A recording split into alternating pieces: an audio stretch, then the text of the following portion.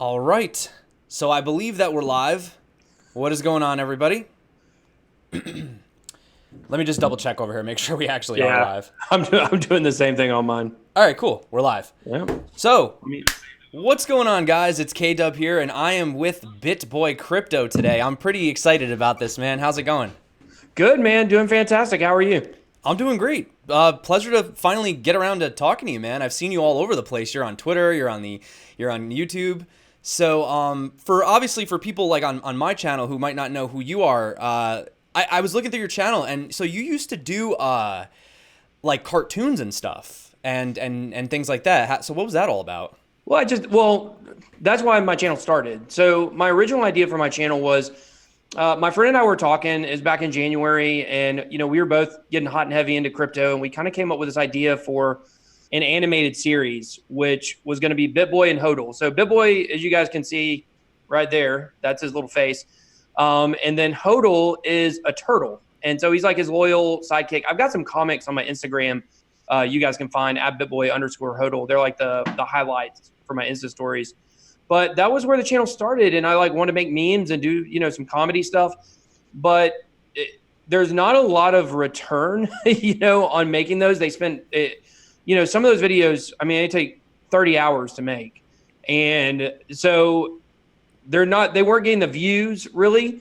And so since I could only put them out such, in such few amount of times because it takes so much time per video, I started doing news videos. And so then people started calling me Bitboy instead of my character. And it just kind of, has gone from there. But, eventually I do still want to do the animated cartoon series once I can find the right animator for it. But I still do, like I just did an animated parody rap video with my brother-in-law sings on it. It's a Flippin' Friday. So, which is, Ethereum wakes up in Bitcoin's body. So it's like a parody of the Chris Brown and Lil Dicky song. So you guys can check that out on my channel. It's all like good. It's all fun. You know what I mean? And I'm all about community and having fun and things like that. Not taking ourselves too seriously because at the end of the day, like we're just YouTubers, Yeah, So, actually, it was funny. I mean, I'll tell everybody right now. So before we did the live stream, we were kind of like chatting beforehand, and we were like, "All right, so we could talk about the news, we could talk about this," and we actually decided for today, like, let's just have fun with the community. Like, we're here yeah. with you guys. I'm curious to see what the chat is talking about. I really want tonight just to be sort of fun. I'm tired of it's always serious tech and this and that, and just kind of see what's going on with the community. I mean, a lot of people obviously they always ask about coins, different projects Yeah. and stuff like that. So I might as well just start there. Is there anything Okay. that you're looking at right now? Anything that you kind of got your I eyes mean, on? what's the number one coin right now that everybody likes? Not the mainstream, not Ripple, not XRP. What do you think the most common coin people are saying they're bullish on right now is? Like if I had to just pick one that I would Yeah, assume most people would be bullish on, yeah, I hear a lot of people talking about ontology. that's it. Yeah. That's it. I mean, I love ontology. I think, I think uh, there's been a lot of people basically saying the general sentiment that the team has shifted from Neo to ontology. Like a lot of people are saying that's not true. I don't buy into that. I think it is kind of true. I think the focus has been put more on ontology. I actually expect ontology to pass Neo maybe within the next year. Hmm. I don't think by the end of this year, but within the next 12 months, I think that's definitely a real thing. And I know when we were out at Litecoin Summit, Captain Crypto, formerly Cryptonauts, Yeah. did a little video where he asked, top three altcoins, and almost everybody said ontology. So I don't know, maybe that's a bad sign that we all think ontology is good, but No, I um, mean if everybody's down for it, but you just got to be careful about these. Like I find like especially with these like big manipulators and stuff, and what they'll do oh yeah, with like especially they take advantage of the crypto influence space. I've noticed this, and what's odd is on a day when like it used to be in crypto where if a bunch of crypto influencers all talked about the same project, that project would like mm-hmm. pump. But now I find that a lot of people take advantage of like knowing that the little guys are gonna buy in, and then they tend to actually sometimes dump it on top of you. Like I've actually had to be careful about like certain lower cap projects that I really Yeah, really like. And I noticed like I'll talk about them and then they actually dump that day. And I'm like, that's really weird. Like it doesn't make any sense. So you definitely have to be careful with that. And the problem is the lower the market cap keeps getting, the easier it gets for these guys to do the manipulation. Like when it was up to 800 billion, it was a lot harder. But now that we're down to 200, you know what I'm saying? It's so much yeah. easier to push these things around with low liquidity. I mean, except for like XRP, that was just, I mean, what do you think about Nuts. that? Do you think that was people buying in, speculation, bots? I mean, what do you think was that? That was crazy, dude. 140% in 2 days. Yeah, I think that the most obvious answer is absolutely no one knows, and that it's some kind of manipulation. Because, and you know what, maybe leading up to Swell, which is coming up here soon, maybe there's something to do with the conference.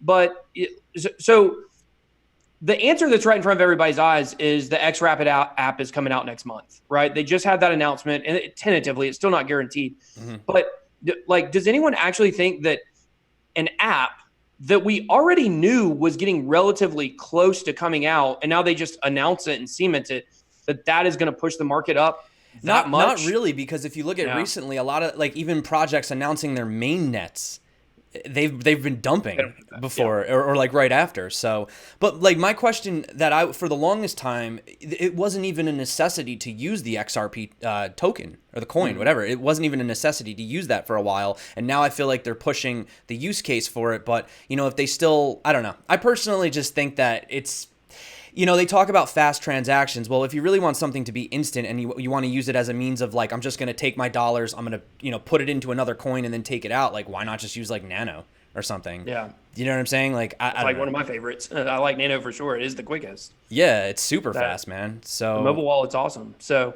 yeah, I mean, I think when it comes to XRP, like I've got, you know, a couple XRP fanboys that are in my community, and I'm not, you know, this is what I say to people. Like, I don't own any XRP personally. I'm not going to buy it. If you want to buy some XRP to make some profit, and that's what you're in this for, then by all means do it. Like, I'm not telling you not to do it. I'm saying personally, from a personal standpoint, I'm a person that has like a platform. It's not nearly as big of a platform as a lot of people have, but it's my platform and I want to protect it for the long term. And because of that, I just don't feel like XRP is something that I really want to be invested in, that I want, you know, the centralized nature of it. And of course, you know, the XRP people will come out and say, oh, well, David Schwartz said it's, you know, the most decentralized cryptocurrency. And, you know, kind of similar to EOS that has like, they have like a FUD list, you know, they have the list of all the FUD and they have the answer that if you like XRP, you're supposed to give. So I think at the end of the day, it just comes down to, you know, your bias towards Ripple. If you don't have a bias towards it, or if you have a positive bias, then you're going to buy into it. If you have a negative bias, like a lot of us have, and I think for a lot of good reasons, then, you know, you'll stay away from it. But ultimately, I think it's going to stay around for a while. It's got too much money behind it. it's already been around for a while. You know, it's been around since 2014, so it's not going anywhere. Clearly, it's number 2 or 3 depending on the time of the day. But yeah, I mean, personally, the whole XRP thing, I know that it's a heated debate. You say one thing, people throw up, you know, I mean, listen, people can make money, and there will be more money to be made with XRP. I personally, I don't think it's done. I mean, I think like they were saying up to $1. Yeah, why not? Absolutely, it could double again. Why not? You know, for me personally, I tend to invest in other projects. You know, I do feel the same way that you feel about the whole thing being controlled a little bit centralized, although they argue that it's not. I mean, whatever, they argue what they want. But, you know, when you compare it to something like, you know, for example, Bitcoin, I know Bitcoin is slow. People hate Bitcoin, especially a lot of like the new people that come in. They're like, oh, that's grandpa technology. It's like, yeah, but it's like really freaking safe. And like, I know that when I put that Bitcoin into my address, that is actually my Bitcoin. It's not like you see the Gemini dollar coming out now where like it's an ERC20, it's got a freeze function on it. So if anything ever happened, they could basically turn off all transactions of the Gemini dollar, but that's how they were able to get it legally compliant. Like that was one of the things that they, you know, went to do with it. So it's just crazy, you know, that, and I think that the space is going to go in a lot of different directions, man. What do you think? Like, I don't I've talked to some super extreme people that are like, yes, a 100% decentralized future is possible. I don't think, right, maybe not, I mean, not in any near time soon. 100% decentralized, that's crazy. You think like the US and these other guys are going to let that happen? You know, I don't know. I think it's baby steps. Like even the biggest things out there right now are centralized. Most people use Coinbase. Most people use Binance, you know, and those, you know, even basic attention token and Brave browser, you know, that you got to go through a process. So a lot of these things that we're using are actually kind of pretty centralized, the ones that are doing quite well, you know? Yeah. Well, and I think it gets down to, you know, kind of what Vitalik Buterin was saying. And I don't know if you remember, he read an article about decentralization, probably about, it's probably April, maybe it was May, about how, like, yeah, we all talk about, we want everything decentralized, but like there's a political decentralization, there's a financial decentralization, but then there's some aspects of things that have to be controlled.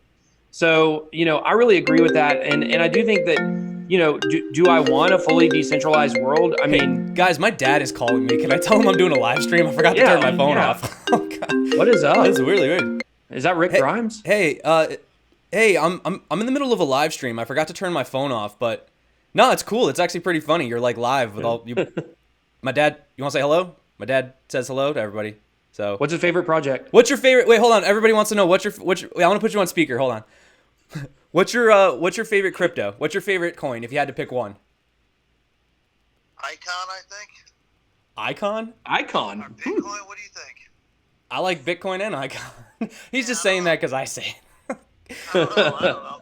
All right. Yeah, I'm sorry to interrupt you, all right? I'll talk to you tomorrow. I love you. All right. Love you too, Dad. Talk to you later. All right. Bye. Good night. Was that Rick Grimes? Well, that was sweet.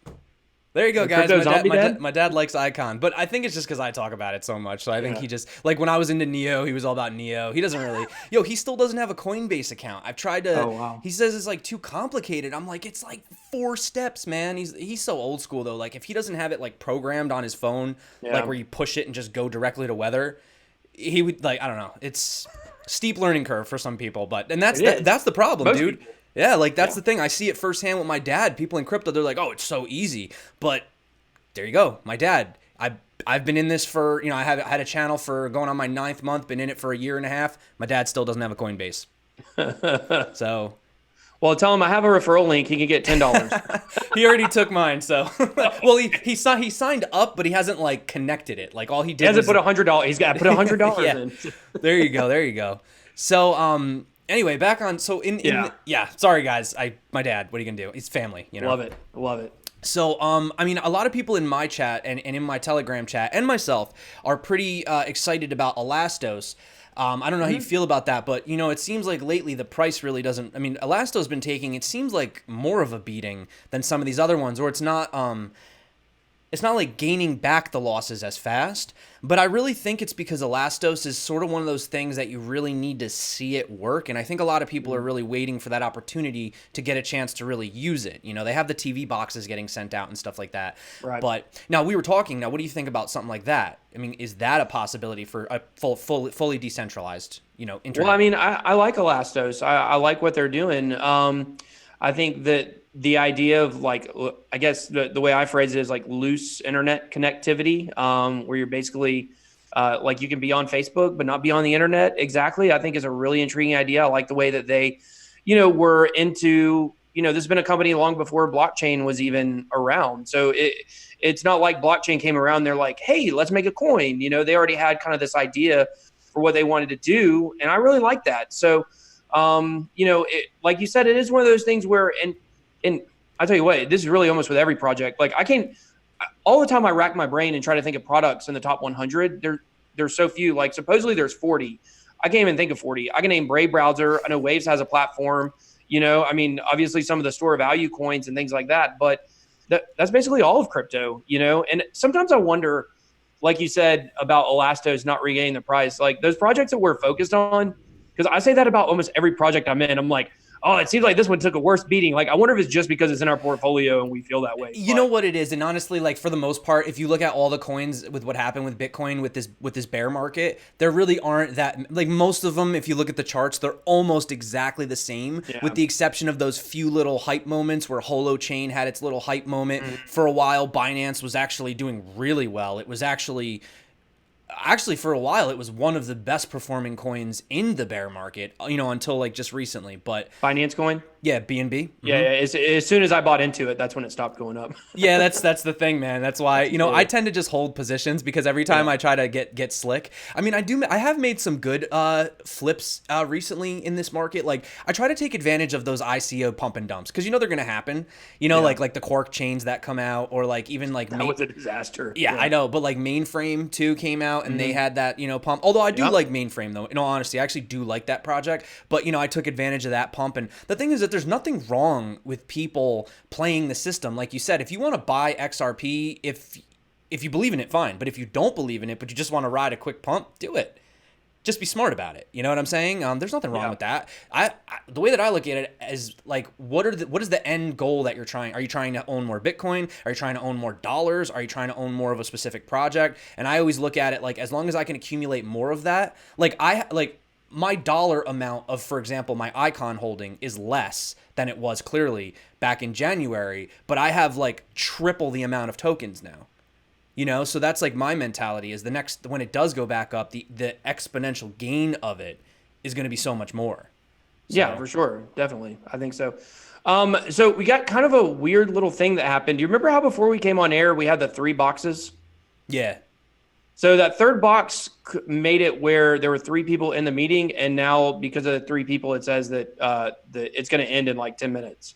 So, because if you have 2 people in it, you can go as long as you want. But if you have 3 or more, it kind of messes up. So I got to figure out what to do about that here in just a second. Let me. That's really weird. It is really weird. That third box really screwed us up. Well, it's not on my end right now, so I could always just maybe rejoin the link or something, or. Yeah. Let me see what it says I got to do here. Hold on one second. Is it going to be the same exact link I have to join? Yeah. Hold on. I think I can fix it if you give me just 1 second here. Sorry about this, guys. We were doing really good with no problems. I just need to turn this off, and I will upgrade real quick, and then we won't have that problem anymore. So hold on 1 second. Yeah, no worries. If you got that going, I'll just keep talking, I guess, to keep people. Yeah. Go ahead.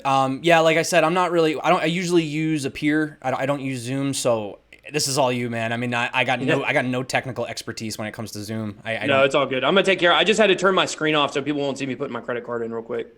Oh, you're gonna buy it? It's $15. Oh man, I feel that's it, guys. You got it. All right, so everybody after this, go to the donation link in Bitboy, and you have to send him some Bitcoin and Litecoin, and because he's paying for this. So. Yeah, I mean, it's something I need to do anyways. I had an account at one time, and it just recently turned off, but it'll be fine. Hold on 1 second.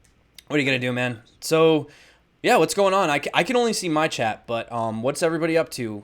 What do I think will happen with Nex? I think it'll do really well. Honestly, I really do.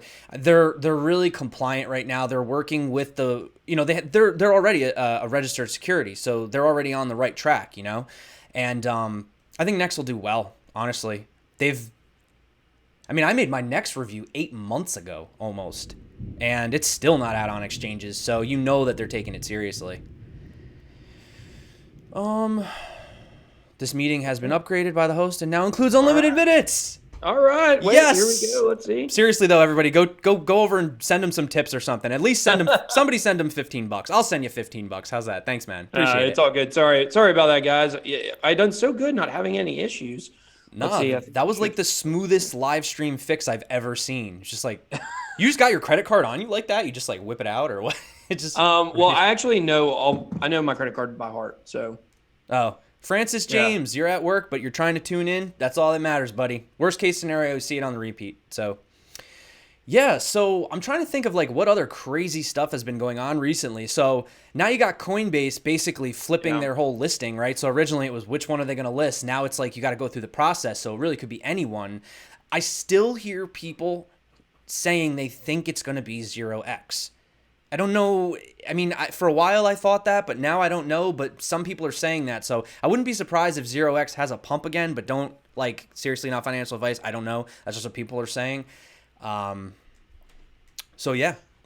0x has been one of the ones that I'm the most bullish on. I mean, I said it was going on Coinbase a long time ago, along with basically I named 4 out of the 5 that they came and announced were being explored.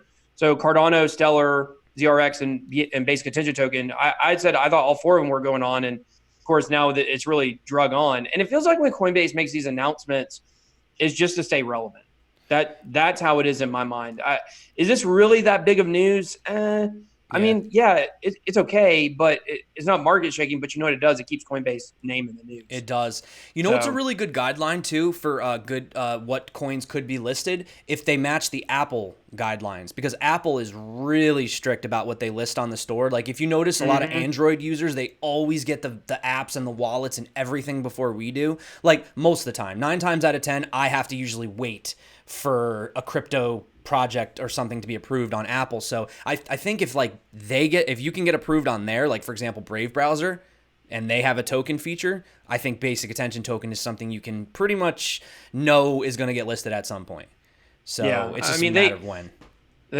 I remember I got into it on Twitter one time with this guy that was like, why are you saying basic attention token is going to go on there? Like, that's crazy. Like, people are just saying whatever they want to say. I was like, yeah, let me pull up the tweet from Brian Armstrong from last year, from March, where he said exactly, almost verbatim, basic attention token is the exact kind of token we want on Coinbase. So it's like, yeah, I mean, believe it or not, sometimes like when you're in this all day, 24/7, you actually stumble across some information, So, but I think that the problem with Coinbase right now, like Ethereum Classic, it didn't get any kind of pump when it went on, and it's just still the market. I mean, I thought for a long time once Coinbase started adding stuff that we were going to make a move, but we'll just make a move when the whales want us to move. I mean, that seems to be pretty much what it's going to be. We have a lot of stuff lining up that could make it, pretty positive here in the next 1 to 2 months. Yeah, definitely, man. I agree. And you're right, man. It'll move when the whales want it to. I agree. We're not big enough as much as we think we are. We try. But you got to think how much money these guys have. It's insane. Yeah. Plus they're all in on it. They know what's going on. But I've actually been pretty pumped because I don't do TA at all. Like, it's just me neither. Not a thing I do. But I have created a simple just wedge. That's it. And every day I do my news, I just like cut to it for like a second just to see where we are. And it's actually crazy because I don't know if it's bots or I don't know if it's one of those things where what is it, like self-fulfilling prophecy almost, right? Where like, you speak it into existence. You look at something long enough that you create it, right? Yeah. But I mean, man, when I tell you this thing has stayed in that wedge, dude, like even when we had that big dip the other day, as soon as it went outside of that line, it like pulled right back up the price. So I have my eyes personally, because my triangle that I made ends right around mid-October to 3rd October. So coming from a non-technical dude, that's my pivot point. So I say like, definitely last week of October, we are going to definitely know if we're going up or down. Like there will be no more, in my opinion, that's the end of the road for me. So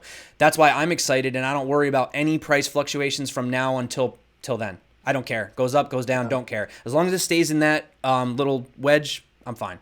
If it goes out of that, then I'm worried. But well, I think one big advantage we have right now. So I've talked a lot about the ETF on my channel. And the kind of the dates leading up to the announcement. And I said last week, even though the date was on the 30th, look for an announcement this week. And then it came on Thursday. And the good thing is that, we had the application from CBOE from the VanEck ETF on July 2nd. So the first date was 45 days after that, which would have been August 16th. Okay. Then the next date after that was 90 days, which was September 30th. So basically we had July, August, and September where we kind of had this thing hanging over our head about an ETF waiting for an announcement. And most of us kind of in the know, like pretty much thinking it was going to get delayed, which it did both times. But now we don't have a date until December. And so because of that, now we have kind of 3 months where crypto can kind of move without having that dread of, an announcement, anticipating a denial, which some people might do. The majority believe it will be accepted later down the road. So I think that, October to November, it kind of has some room to breathe right now. Whereas like if we look when we had some pumps, in August and September, it was like they all got shut down by, ETF FUD basically. Yeah. So. But also like, I don't know about you. I haven't been in it. I mean, you bought crypto a long time ago, right? Mm-hmm. Years ago. 2012. Yeah. That's crazy. Did you hold it or what'd you do with it? So basically what happened is I had a software I used for Craigslist. I have another, let me plug my other business, frontpagetickets.com. It's a ticket website I've had for many years now, since 2011. And I had a software that posted ads automatically on Craigslist for me. I actually still use it to this day. Mm-hmm. But it kind of violates the Craigslist terms of services. You're not supposed to use automated software. And because of that, they got their, Craigslist is going to sue me now, but it's on my stream too, man. So oh man, I'm really in trouble now. I was just in San Francisco last week. They had their chance, so that's where Craigslist is. But so the software, they had gotten the website shut down, and the guy said he had to start taking Bitcoin for it back in 2012. So I bought my first Bitcoins. I probably had about $10,000 worth spread over about 6 months. When I first started getting it was $13, but of course, $13 per Bitcoin. Of course, I was using that money to pay for the software. So I wasn't actually holding $10,000 worth at one time, but I just think if I would have held on to that instead of, paying the fee for the software, I'd be super rich right now. But I actually pulled all of my money out right before Mount Gox, and I made about $3,000, and honestly, I was pretty happy with that. I never in my wildest dreams would have imagined what crypto has turned into now. And I was using it out of necessity. I wasn't using it because I cared about the technology or because I cared about what it was. But that kind of mistake is what has driven me to go really deep down the rabbit hole, is knowing what I missed out on and kind of where I should be right now in my life. I traded $3,000 for, a couple million probably. So yeah, it's crazy. I mean, I had a friend that was asking me to buy it. I don't remember what year it was, but it was like around that time, whenever Bitcoin was like $8 or whatever. And we were at a party, and he's telling me, and I actually haven't spoken to the kid. He's probably like off on some island right now. 'Cause I mean, unless he got rid of it, but yeah, I should have listened to him, man. But what are you going to do? I mean, we all make mistakes. Yeah. There you go, Reggie. You live and you learn. There you go in the chat. Yeah. So somebody actually makes a good point. Mohammed says, so you guys, shit on XRP because it deals with banks, and you are dying for ETFs from the banks. So it's like that's not true. I feel like I really want to make this distinction because that is a big kind of talking point right now in crypto. We see it from all of the big top crypto YouTubers. I don't know if you've made one. I know I've certainly made a video saying we don't need the ETF. I'm not saying we need an ETF. Obviously, we went to almost $20,000 last year without an ETF. However, we cannot deny that it's going on. It's an elephant in the room right now. We can't just say oh, take your ETF money and go somewhere else. We're too far in the process for that. And nobody is asking for an ETF. What we're asking for is to just clear this up one way or the other so we can move forward. So I'm certainly not sitting here begging for an ETF. I mean, I could really, care less. I think I agree with him to some extent. I think ultimately the institutions are going to need the retail investors more. Retail investors are going to use the institutions. I think in some ways they're kind of signing their death warrant by getting into crypto. But, that's the way I feel about it. It's going to be a bloody battle. It's not going to happen overnight. But, we can talk about an ETF because it's a popular story going on, and we can't just say, oh, it doesn't exist, we don't need it, because it's coming. So yeah, I mean, the way that I see it personally, I mean, I'm really chill. I don't get too aggressive. I mean, there's some people that get extremely heated and political, and it's just whoa, hold on here, buddy. I just have a good time. Okay, I'm in crypto. Sure. I'm all in crypto. I mean, I have nothing in my bank account. It's a joke, and I'm not kidding. I say this all the time. I mean, I'm literally all in crypto. I mean, for me, I think it's funny, and I think with these institutions, you got Backed coming in, you got the ETFs, whatever. I just think it's exposure. A lot of people, even with the whole XRP thing, you know what? XRP is a crypto. People are hearing about it. They're talking about it, I remember when Cardano had that insane pump when it first came out, when it went from, well, now it's back down, but I don't remember. It was 2 cents and it went all 3 cents to $1.33. Yeah. My uncle, who I hadn't spoken to in forever, he knew I was kind of into this stuff, and he calls me up. He's like, what's this Cardano stuff? I just heard about it. You got to tell me and it's funny because that's when everybody gets interested, is when the price is at the all-time high. And so at this point, I think anything that draws attention, anything that makes it better. But at the same time, I also think that constantly trying to create things to entice people and interest people isn't necessarily the way to go. I actually think that the way this space is going to grow the most is by implementing blockchain solutions into things that people are already familiar with without them actually realizing they're using it. Which is why I've been focusing so much on blockchain gaming lately, because that's an industry that the blockchain is just going to creep in. The non-fungibles are going to creep in. You're not even really going to care. You're still just playing your games, but now you're actually using blockchain technology, and I don't know. I think that that'll be the first step, really. I've been speaking with a lot of companies that have been almost setting up courses and stuff to really help these game developers move over to blockchain, because now they've actually been using stuff I don't know if you're familiar with graphene and stuff like that. So they're getting 100,000 transactions per second with that. So they're thinking that they might be able to actually have games running on the blockchains that look literally just as good as the games we play now. Yeah. Which, I mean, that would be huge, because we know a lot of the blockchain solutions that we have, or decentralized social media, they don't look like what they're supposed to look like. They don't function like what, Steemit does not function like Facebook, so as much as people would like for it to, unfortunately, it just doesn't. So Yeah, it's horrible. I mean, I can't think of terrible. an app that I've used that's decentralized that's equivalent or better than a, centralized app at this Yeah. point. I really can't. I mean, can you? Is there anything that you use every day that's decentralized that you're just like, yeah, this is better. Like I like this Yeah. more. I mean, I use it to support the cause. Mm-hmm. Like I downloaded the Mithril app, and but is it better than Instagram? No, not at all. Not even Well, close. the problem And with decentralized social media, I feel like I've had this conversation like 9 times just over the last couple of days. But the problem with decentralized social media is you have to be able to have like a plug and play community, because you download the Mithril app, Lit, I guess you're referring to. yeah, lit, And, yeah. and like, how many people do you know that are using it? Maybe 5 personally. Yeah, And they're like exactly. basically just because we're just like, oh, why not? Yeah. It's not really And how because we many people- enjoy it more. How many people do you know that use Twitter or Facebook, not non-crypto related? Well, where are we streaming right now? We're not on Yeah. we're not on DTube. Exactly. You know, and the thing is just like people are like, oh, well, you got to go over there. Well, you put a video on DTube, you get like 5 views. DTube's And, the worst. and I the hate quality isn't even that good.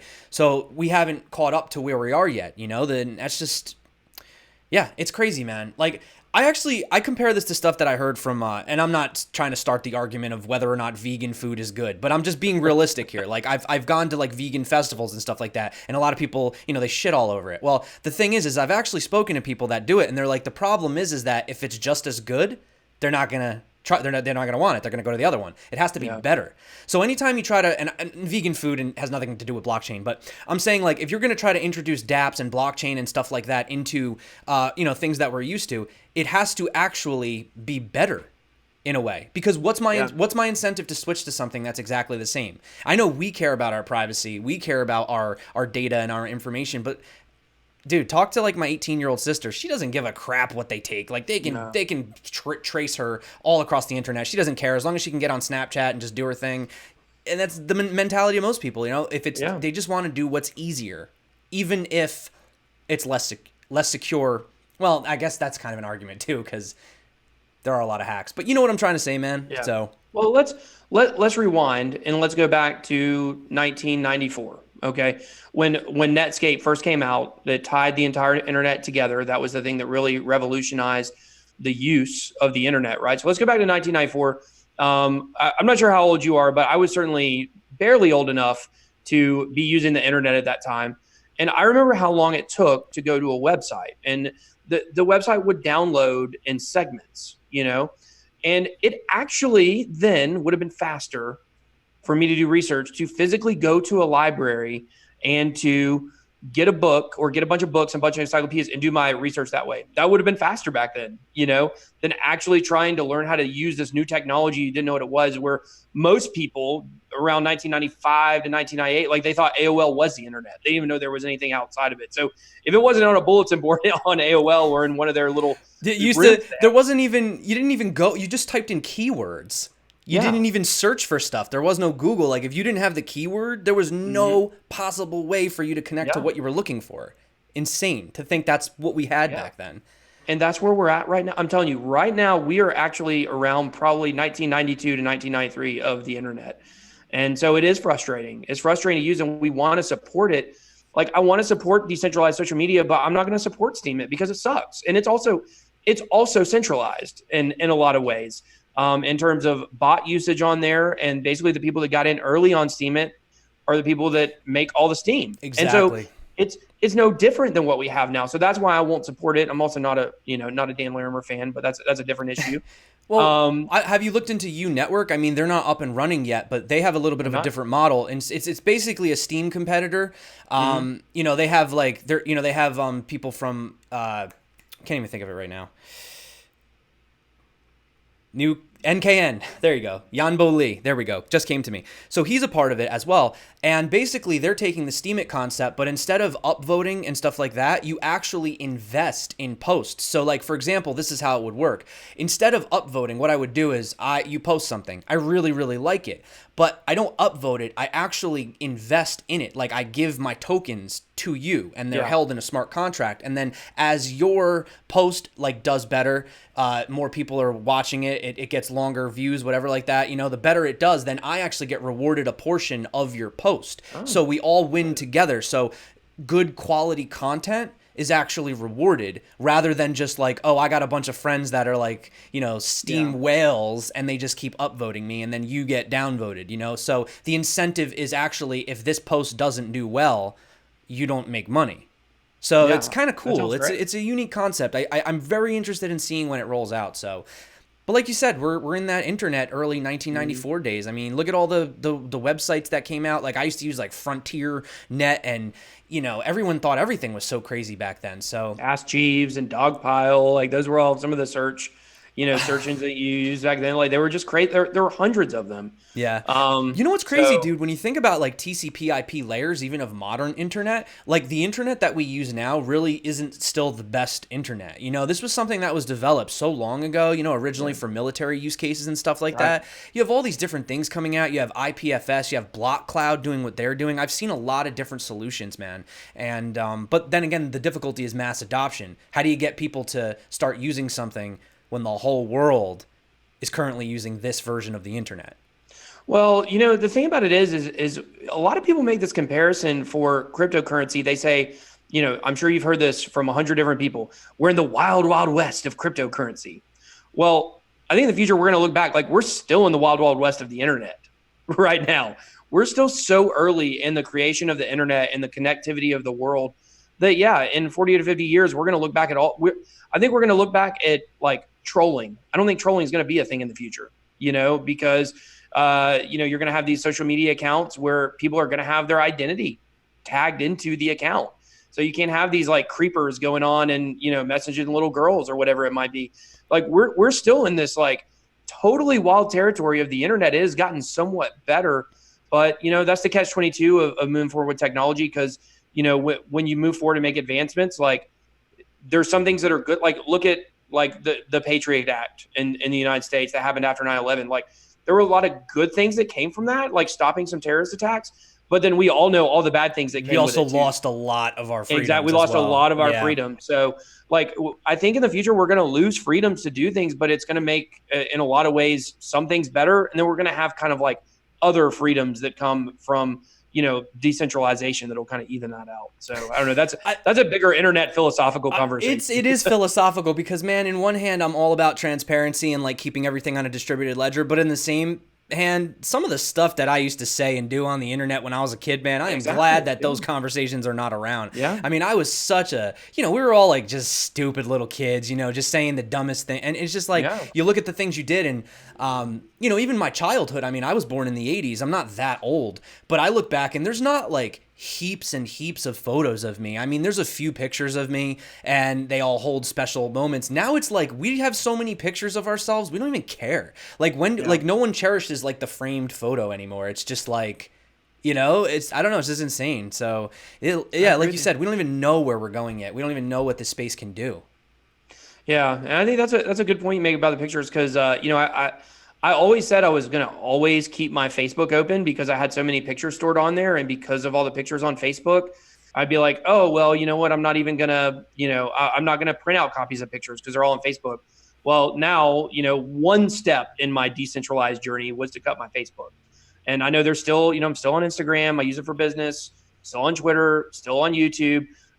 But, you know, one step at a time. And I cut that Facebook. I care less about all the stuff that was on there, you know. So there has been a devaluing, I think, of the, you know, putting a photo in your house. Photos represent moments. You know, you can look at a picture and you can know exactly kind of what you were thinking and feeling at that time and what you were doing. So, you know. You know what's crazy thought? I never even thought about this. Imagine when, well, you have children, right? 3, yeah. Yeah, wow. 3, 5, and 6. Yeah. Oh my, you're getting busy over there, man. Well, you ask Mama Wild things about it. That's her Twitter name. So, but we're done at this point. So no more kids. But she's a trooper. She watches all the kids when I go to the conferences and stuff. So glad to have a supportive wife. Yeah, no, that's cool. You got to have that support, especially with crypto, man. This stuff is crazy. I mean, I don't have any kids. I have a girlfriend, and dude, I know what I put her through. I mean, it's like she's out there right now, probably like, what is he doing? And and it sucks because the time zones. Like, sometimes I got to do interviews with these CEOs, and they're in Singapore or something, or Hong Kong, and it's a 12-hour difference, and the only time that they can do it is either at like 11 o'clock at night or 9 o'clock in the morning or some crazy, So it's definitely one of those really busy things, and it does help to have that support. That's really cool that you have that for sure. But kind of getting back to my point was I was thinking how funny it is. Now, we were talking about pictures, right? So imagine like what your grandma has like 2 or 3 photos of her, right? And maybe your parents have a photo album, like a book, right? I mean, I'm literally going to be able to sit my kid down and just show him my Crypto Zombie YouTube, and my kid can just watch me for like literally, I can't even imagine, years I'll probably be doing this, and think about all the documentation and all the things that it's just amazing. Like right now what we're doing, we're sitting here with a chat, we have all these people talking, and it's just like, it's really awesome, man. This is going to be here for forever, unless something happens to YouTube. So, I do think you make good points though about, that this is something I brought up a lot as well about the immutable nature of blockchain. And I always use the example of if you have a criminal history, So I've talked a lot about it on my channel. I'm in drug recovery myself. 11 years I've been clean and sober, and I go to all these events. I don't drink or anything like that. Congratulations, man. That's awesome. Yeah, dude. Yeah. Really, that's the stuff in life that matters. So yeah. So and I've been real upfront about all that, but I do have criminal history, from 11 years ago. And before that, when I was a teenager and in my early 20s, I got in a lot of trouble. And if you want to go look up my mugshots, they can probably find them. And I think a lot about, but luckily, like a lot of that stuff never really, like if you go do a background check on me right now, if you do 10 different background checks from 10 different companies, they're all going to pull up something different. And in the future with blockchain, with all that stuff locked on the blockchain, that's not going to be the case. Anything that you've ever done is going to be locked on there. And so the repercussions of our actions or of future generations' actions are going to be much more severe and much more significant because you're not going to be able to get rid of that past. And I think that is something, that, as we move forward in blockchain and when we move forward with the technology, that those are things that we kind of need to think about and sort out. Like, where do we want to kind of build some back doors to, protect people who want to have their charges expunged later down the road and things like that. So, because I think the criminal system and the medical system are two of the strongest use cases. I was just gonna say, like, what's funny, my dad just called before, and he was having an issue with a doctor because he wanted to go speak with a different doctor. He wanted to basically get a second opinion, but I don't know the whole story. But something about how he had already filled out some confidentiality stuff over here. Mm-hmm. They had already done it, so there was no way to get the results from this lab to the other lab without having to contact the doctor first. And the thing is he didn't want to tell the doctor because he was kind of going behind his back. You know what I'm saying? Right. And they were like friends and stuff like that. So yeah, there you go. If it was on the blockchain, it's yours. You could just go and it's verified. But in his situation, he had to basically sneak behind his doctor's back to go to a different doctor for a different opinion, which isn't a bad thing, but you know how it is. I mean, it's just these extra steps that make things uncomfortable. So like you said, medical records, I think great use cases, for example, ClearPoll with voting, Horizon State, you have all these supply chain logistics, VeChain, Origin Trail, all these different, Wabi, I don't know, there's a whole bunch of them. So there's definitely great use cases for them, and some of them you can use right now, like ClearPoll. You can use it right now. People are using it. They're using it for there's this website where you can rate cryptos and stuff. And so, yeah, I mean, we're getting there, but it's baby steps. It's baby steps, like you said, 1994. So yeah, and I don't, I've been talking a lot about, my friends at Coinbase, they have a podcast. I give them a shout out. They're really awesome. And they're one of the, some of the first people I connected with in crypto. And, they had John McAfee on their podcast a few weeks ago, maybe about a month ago. And John McAfee was really talking about the beginning of the internet and Netscape. And that was the first time I kind of heard it all put like that. Like we're waiting for that one thing to tie everything together. And so ever since then, like I've been like looking like, what is that thing? And I don't know, is Bakkt going to be the thing? I think in the current form it's going to be released in, I would say no, because I do believe that it is like, for instance, if Starbucks or Microsoft takes crypto they're not actually taking the crypto. When they receive the payment, it's going to convert into fiat. And I'm not exactly sure how that system's going to work, but I think ultimately we're going to need something to actually be able to exchange the value of the crypto from a crypto wallet to a crypto wallet, not a crypto to a Right. fiat Well, wallet. essentially what they're doing is they're probably just hooking up to like a third party type thing, like a Coinbase, where as soon as they get the money, it just instantly sells it for face value. You know, I agree. That's not like the vision, I suppose, but it's better than nothing. Yeah. It still allows people, like, for example, I have crypto. So for me, I shop on Allegoria.com. It's a website where you can actually buy things on Amazon using Bitcoin. And yeah, they are acting as a third party, but until Amazon starts accepting crypto, you know, it's a pain in the ass for me to cash out. I mean, even Coinbase, it takes, now they're a lot quicker, but it used to take So much faster. It used to take like 3-4 days to get the money. I can get it in one day now sometimes. But even Like, that, even a day is a long time to wait when you need to buy something instantly. I mean, I don't mind waiting a day if it's like I'm buying a house or I'm sending money across the world, like for some like bigger purchase. But if I just want to buy like a shirt and like a, you know what I'm saying, like something off Amazon, I don't want to wait a day to have to convert, come back, buy with fiat. So I don't mind these third party tools. I think that they're going to help us to get to the P2P level. Yeah. Well, what do you think about something like Pundi X, however people pronounce it differently? I think it's awesome.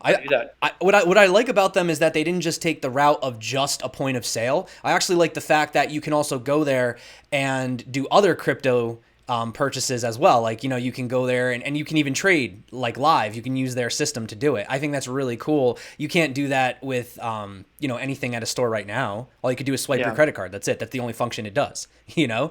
So I think it's awesome. I think having that option, you know, imagine if I go there, I'm having some coffee, I buy some Cardano goes up or something, I sell it back to the machine, I walk out, you know, while also having a cup of coffee and paying for it.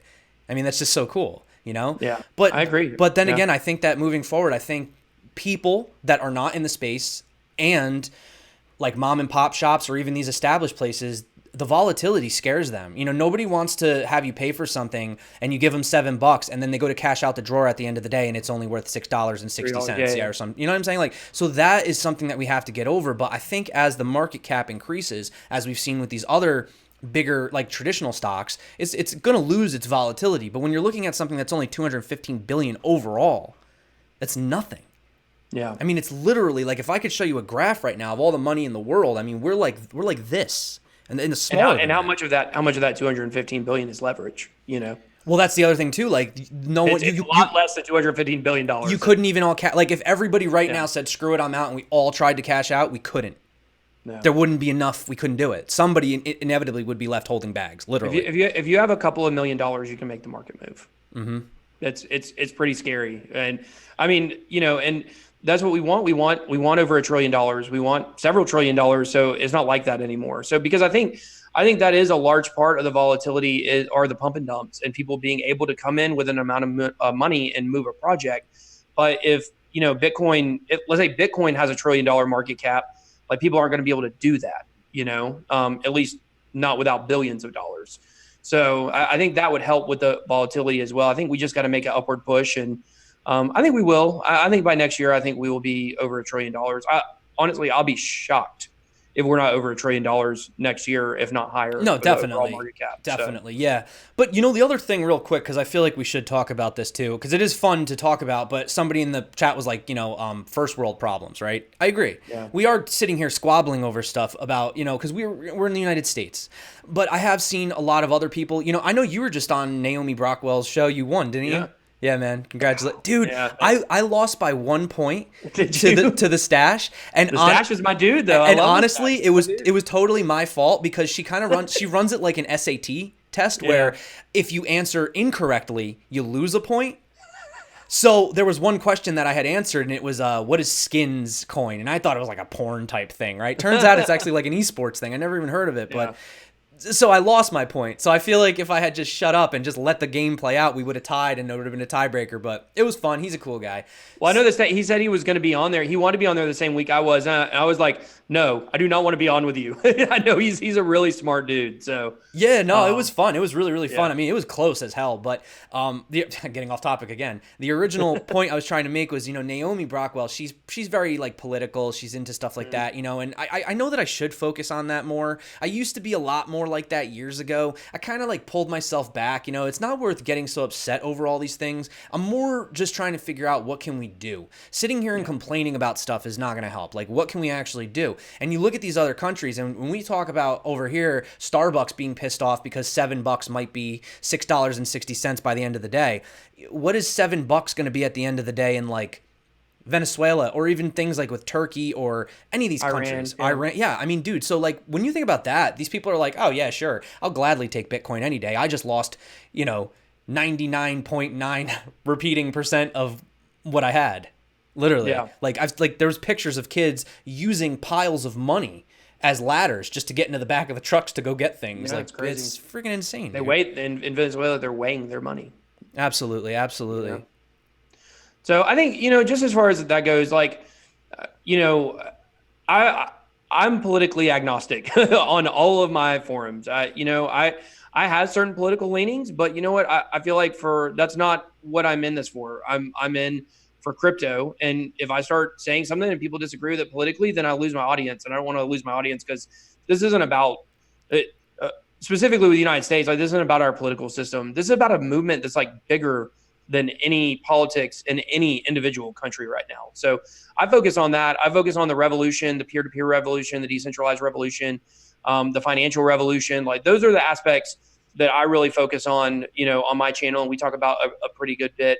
I understand, like, I keep that in mind when I talk to people in my Telegram. Maybe they're from different countries, that maybe in different situations than we're in the United States, but we can only talk about what we know. I don't live in another country, so I can only kind of talk about my reality, and I can feel for you for your reality. But you always have to remember that wherever people that are watching us are, they at least have the ability to watch us. So there's still someone else out there that's even in a worse spot. So we kind of all just got to deal with our reality and, things like that. So that's kind of my thoughts on it. I try not to get political. No, I agree. And you know what? It's not worth it, especially because some of those conversations, they can get very negative very fast. And like I said, we could go down. I mean, like you said, you're 11 years clean. Okay. I have a past myself. We all have our issues. I've tried to put that negativity behind me. You could wake up every day and be pissed and angry. You could be pissed that you lost money in crypto. You could be pissed that you don't like your job, or you could just get up and just do something else, or do something. Like, you don't have to buy crypto. You know what I'm saying? You don't have to watch us right now. You don't have to stay. I mean, some people, yes, I understand everyone's position is different. Some people are in really tight things, maybe, kids and jobs, and they just can't get out of it, but I still think that you should just always wake up and be grateful. Because there's like, even like my uncle, man, like, not to bring him up, but I mean, he got into an accident on Memorial Day, literally lost his arm and his leg. Like, his left side of his body's gone. And I see him and, every day now. And I think to myself, like, God, even on my worst day, it's not as bad as him. And he still gets up and does you know what I'm saying? And it's like, you got to like look at that. And I think with crypto in general, a lot of people get upset that, they lost their money. Guys, we're pioneers. I say this, when you're the first person to do something, you're the first person to figure out everything that's wrong with it. You're going to trip in every hole. You're going to grab every branch and snap it off. You're going to get hit in the back with the arrow from the natives, whatever the position is, whatever the situation. So just understand that we're paving the way for a better future. And I'm proud and happy to be here with you, Bitboy, and everyone watching right now. I'm very, very happy that we're all here. And honestly, if you guys stuck it out in the bear market, you're the OGs, and you guys are going to freaking benefit. So just wait and see. I have no doubt in our mind that as long as we focus on the good tech, the good projects, I think everyone will be fine, personally. Well, I agree with that. And I think even people that bought at the all-time high, as long as you don't sell, or unfortunately, some people have gotten hacked, that's a bad situation as well. But if you still have what you bought, I think eventually you'll get your money back and still profit from it. So, but I would really encourage anyone who is complaining about their spot right now if you're watching this live stream, you have a tremendous opportunity in front of you. There's so much opportunity with crypto. I just in starting a YouTube channel, and I've got kind of some like behind the scenes stuff going on. I can't really talk about that's really exciting for my channel and and beyond in the crypto space. And I never would have imagined 9 months ago when I started this channel, or however, really probably about 6 months ago when I really went full force, the opportunities I would have right now because of it.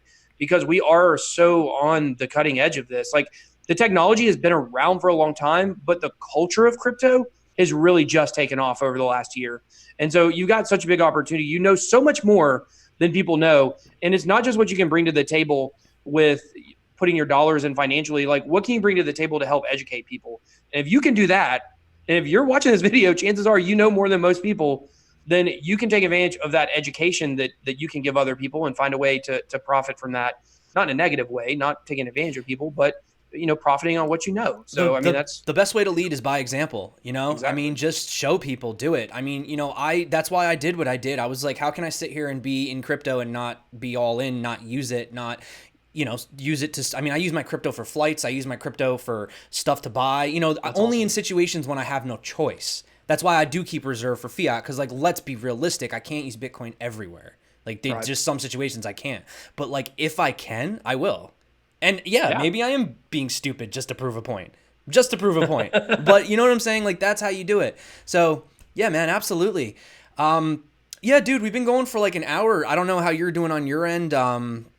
We covered a lot today, dude. I got to cut out here in just a couple minutes. I'm about to go record a podcast. You know how it is. So yeah, no, definitely. Actually tonight, surprisingly, I actually don't have an interview tonight, but usually I'm usually up till like midnight. People think that all I do is I just make the news video and that's it. It's like, no, I don't stop. There's so much going on in the bit. Plus, don't forget, like, I still have to do like the research too.